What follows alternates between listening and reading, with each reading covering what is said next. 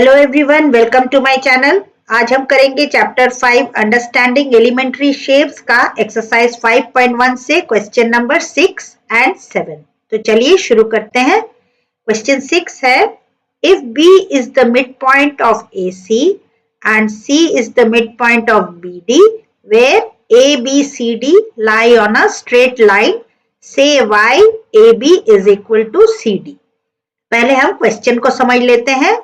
क्या क्वेश्चन में कहा जा रहा है कि ABCD जो है एक स्ट्रेट लाइन है। ओके, इस तरह से ABCD है। अब ये ABCD पॉइंट्स कहां कहां पर है ये भी देख लेते हैं। कह रहे हैं कि B is the mid point of AC, मतलब ये अगर A है और ये अगर C है तो B कहीं बीच में है, मिड पॉइंट है, बिल्कुल बीचों बीच है। ओके, और D कहां पर है? D अब नेक्स्ट लिखा है C is the mid point of BD। C जो है वो BD का मिड पॉइंट है, मतलब D अगर यहां पर है तो C बिल्कुल B और D के बीचों बीच है। Okay, understood. तो अब पूछा जा रहा है कि बताइए why AB is equal to CD।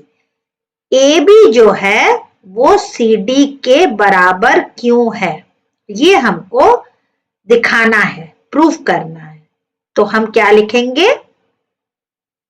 In a straight line, in a straight line, कौन सा स्ट्रेट लाइन? ए, पहले AC ले लेते हैं। इन अ स्ट्रेट लाइन AC मतलब यहां तक हम ले रहे हैं। ओके, यहां तक। अब D को अभी पहले छोड़ दीजिए। तो A और C में हमको क्या पता है कि B is the mid point of AC, मतलब यहां लिखा है in straight line AC B is the mid point. Mid point का मतलब होता है कि बिल्कुल बीचों बीच है। इसका क्या मतलब हो गया कि AB is equal to BC। क्यों? क्योंकि B बिल्कुल बीच में है, तो मतलब AB जो है वो BC के बराबर होगा। ओके, अब दूसरा स्ट्रेट लाइन मान लीजिए B और D। ओके, सेकंड, ये हमारा पहला निकल गया। अब दूसरा है इन अ स्ट्रेट लाइन, कौन सा स्ट्रेट लाइन अब हम लेंगे? BD। BD में क्या है मिड पॉइंट? BD में मिड पॉइंट है C, तो C is the mid point. अब तक जो जो क्वेश्चन में गिवन है वही वही हम कर रहे हैं। तो अगर C मिड पॉइंट है तो कौन कौन बराबर हुए? BC is equal to CD। सिर्फ हमने B और D को लिया है तो कौन कौन बराबर हुए? BC is equal to CD, क्योंकि C जो है वो मिड पॉइंट है। अब ये हमारा सेकेंड नंबर का इक्वेशन बन गया। एक है AB is equal to BC और दूसरा है BC is equal to CD। अब इन दोनों से हमको फायदा क्या हुआ? अब आप देखिए, यहां पर भी BC, यहां पर भी BC है ना, दोनों ही BC है। और उसके आगे क्या लिखा है कि AB is equal to BC और BC is equal to CD, और ये दोनों BC तो दोनों ही जगह है, मतलब AB भी तो CD के बराबर हो गया ना, क्योंकि AB BC के बराबर है और BC कौन है? BC CD के बराबर है। इसका मतलब AB is equal to CD। तो अब हम कैसे लिखेंगे? From equation 1 and 2 we get, क्या हमको मिला? ये मिल गया कि AB is equal to BC है और BC इक्वल टू CD है। अब ये दोनों ही BC BC है, मतलब AB जो है वो इसके CD के बराबर है। यही तो हमको निकालना था, यही हमको प्रूव करना था। तो यहां से हमको मिल गया क्या कि AB is equal to CD। Okay, understood. चलिए अब हम नेक्स्ट क्वेश्चन कर लेते हैं। चलिए क्वेश्चन नंबर 7 कर लेते हैं। क्वेश्चन 7 है, draw 5 triangles and measure their sides. Check in each case if the sum of the length of any two sides is always less than the third side. Question में क्या कहा जा रहा है कि आप इस तरह से 5 ट्राइंगल बनाइए और उनके साइड्स मेजर कीजिए और इन ईच केस आप देखिए क्या sum of the lengths of any two sides, triangle जो बनाएंगे उनमें से कोई भी दो साइड ले लीजिए, क्या वो उनका जो सम है वो थर्ड साइड से कम आती है कि नहीं, ये हमें देखना है। तो चलिए करके देखते हैं हम। तो हम पहला एक ट्राइंगल बना लेते हैं, पहला ट्राइंगल बना लेते हैं, ये केस 1 ले लीजिए आप। एक ट्राइंगल हम बना रहे हैं, ABC बना लेते हैं। आप लोग रूलर और पेंसिल से मेजर करके बनाइएगा A, B और C। ओके, अब हमने AC ले लिया 2.5 सेंटीमीटर और ये हमने ले लिया 5.2 सेंटीमीटर और CB जो है वो 4.8 सेंटीमीटर ले लिया। इस तरह से आप एक अंदाजे से एक ट्राइंगल बनाइए। अब हमको देखना है कि कोई भी दो साइड उनके जो एडिशन है वो थर्ड साइड से कम आ रही है कि नहीं। तो अब पहले हम लेंथ लिख लेते हैं हर साइड की। AC कितनी है 2.5 सेंटीमीटर है, AB कितनी है, AB है 5.2 सेंटीमीटर और CB कितनी है, CB है 4.8 सेंटीमीटर। अब हम कोई दो साइड ले लेते हैं, AC और AB लेके देख लेते हैं।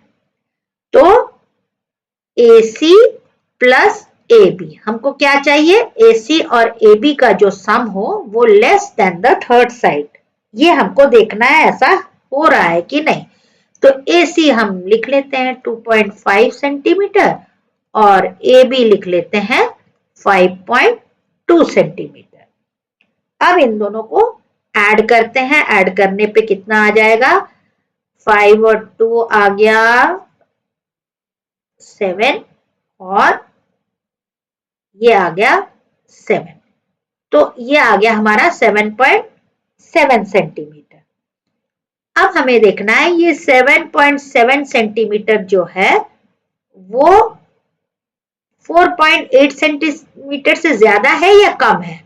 तो हमें क्या दिख रहा है कि AB प्लस AC जो हमारा ये वाला था ना, AC प्लस AB या AB प्लस AC जो है वो ग्रेटर देन CB आ रहा है। तो ये वाला जो स्टेटमेंट है, ये पहला कंडीशन जो है वो तो सही नहीं आ रहा है। यहाँ पर हम क्या लिखेंगे कि sum of any two sides of a triangle is greater than the third side, ये हमारा फर्स्ट केस से हमको दिख गया। ओके, कि ये जो दो साइड है इनको जोड़ने पे हमारा ग्रेटर आया है। ओके, चलिए अब दूसरा केस भी एक लेके देख लेते हैं।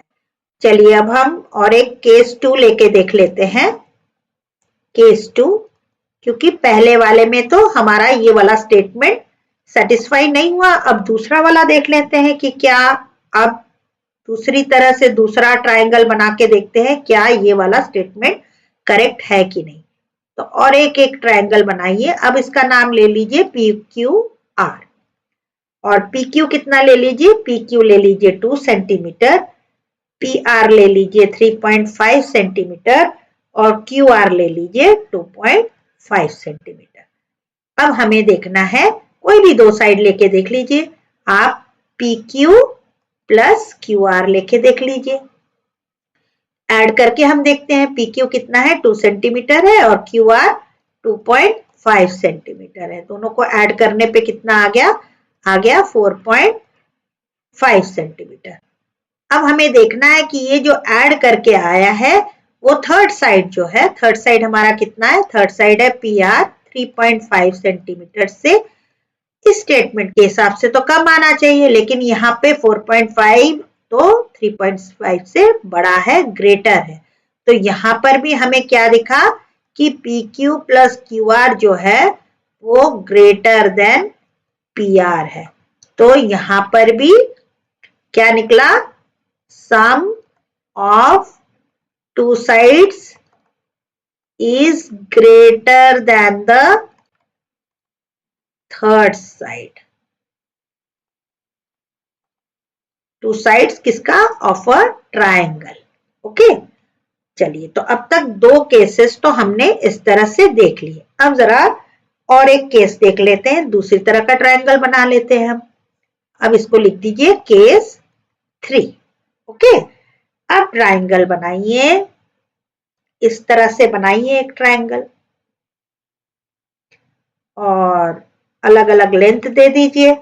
इसका दे दीजिए 6.8 सेंटीमीटर, इसका दे दीजिए 5 सेंटीमीटर और इसका दे दीजिए 3 सेंटीमीटर. नाम अलग रख दीजिए एक्स वाई जेड.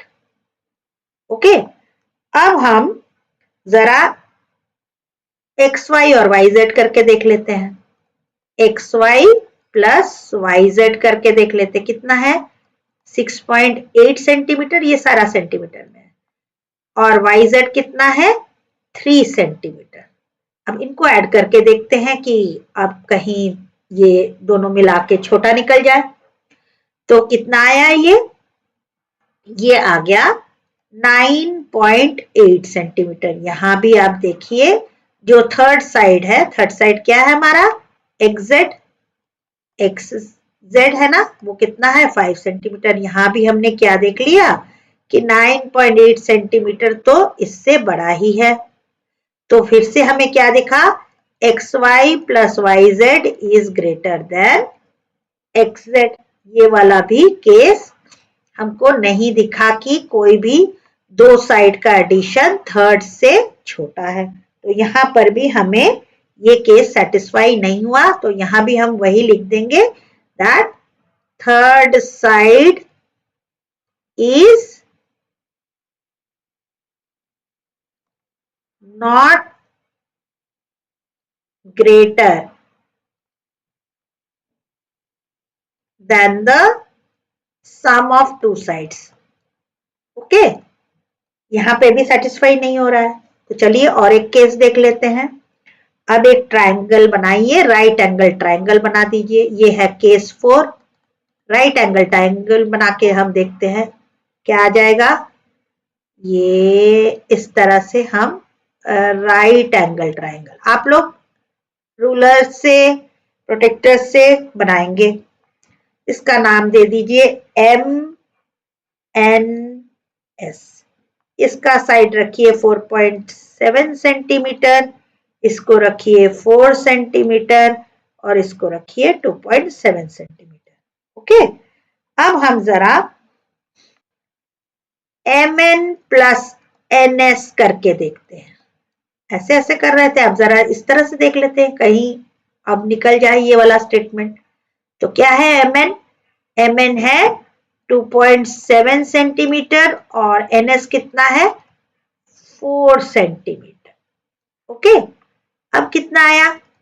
अब आ गया 6.7 सेंटीमीटर और ये कितना है? MN और हमने क्या लिया है? NS.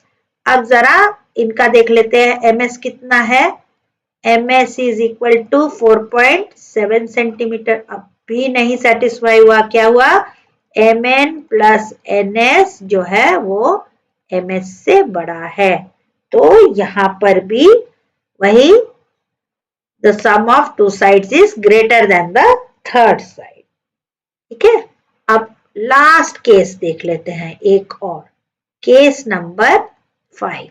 अब हम लोग जरा एक इक्विलेटरल ट्रायंगल ले लेते हैं. कोई भी आप इक्विलेटरल ट्रायंगल ले लीजिए. Okay, 3 centimetre, 3 centimetre, 3 centimetre.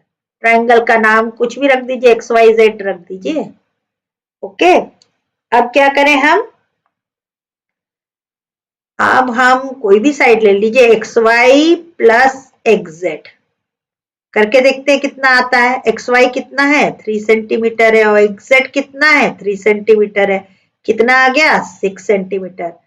और हम YZ कितना है? थर्ड साइड, थर्ड साइड है हमारा 3 सेंटीमीटर. ये फर्स्ट साइड, ये सेकंड साइड और ये थर्ड साइड. कोई भी फर्स्ट सेकंड थर्ड हो सकता है. तो यहां पर भी 6 centimetre is greater then 3 centimetre. तो xy plus xz is greater then yz।